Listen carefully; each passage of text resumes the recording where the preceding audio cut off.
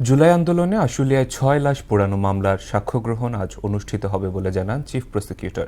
এদিকে জুলাই গণঅভ্যুত্থানে অভিযুক্ত সশস্ত্র বাহিনীর সদস্যদের বিচার ট্রাইব্যুনালেই সম্ভব বলে জানিয়েছেন চিফ প্রসিকিউটর তাজুল ইসলাম।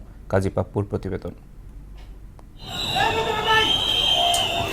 গত বছরের ৫ আগস্ট শেখ হাসিনার পতনের দিনে ঢাকার আশুলিয়ায় ঘটে নারকীয় হত্যাযজ্ঞ। ৬ জনকে গুলি করে হত্যার পর মরদেহ তোলা হয় ভ্যান গাড়িতে। পাশে থাকা মোটর সাইকেলের পেট্রোল ঢেলে ধরিয়ে দেওয়া হয় আগুন। প্রসিকিউশন বলছে তখনও একজন জীবিত ছিলেন, তাকেও পুড়িয়ে হত্যা করা হয়।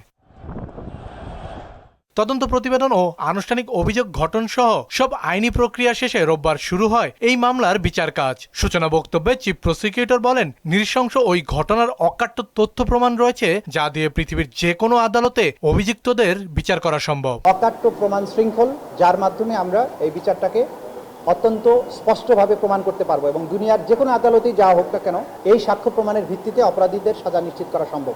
শুনানিতে ট্রাইব্যুনাল ২ এর চেয়ারম্যান চিফ প্রসিকিউটরের কাছে জানতে চান সশস্ত্র বাহিনীর সদস্যদের বিচার এই ট্রাইব্যুনালে হবে কিনা।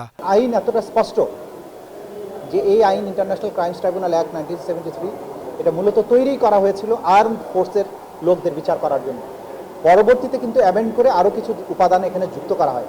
সুতরাং এই প্রশ্ন তোলার সুযোগ নেই যে international crimes tribunal act armed ফোর্সেসের লোকদের বিচার করতে পারবে কিনা। এদিকে জুলাই আগস্টে কুষ্টিয়ায় ৭ জনকে হত্যা মামলায় আওয়ামী লীগ নেতা মাহবুবুল আলম হানিফ ও জাসদ নেতা হাসানুল হক ইনু সহ ৫ জনের বিরুদ্ধে প্রতিবেদন দাখিল করেছে ট্রাইব্যুনালের তদন্ত সংস্থা। মানবতা বিরোধী অপরাধের দায়ে তাদের বিরুদ্ধে তদন্ত রিপোর্ট দাখিল হয়েছে।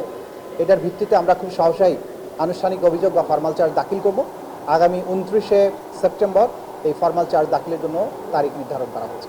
এদিন ট্রাইব্যুনাল ২ আবু সাইদ হত্যা মামলার ৫ম দিনের সাক্ষ্য গ্রহণ হয়, আর ট্রাইব্যুনাল ১ হয় চানখারপুলের মামলার ৭ম দিনের সাক্ষ্য গ্রহণ। এছাড়া আনাস সহ আরো ২ জনকে হত্যা মামলার সাক্ষ্য গ্রহণ ও জেরা এবং সাভারের ইয়ামিন সহ আরো কয়েকটি মামলার শুনানিতে নতুন তারিখ নির্ধারণ করে দেন ট্রাইব্যুনাল ১।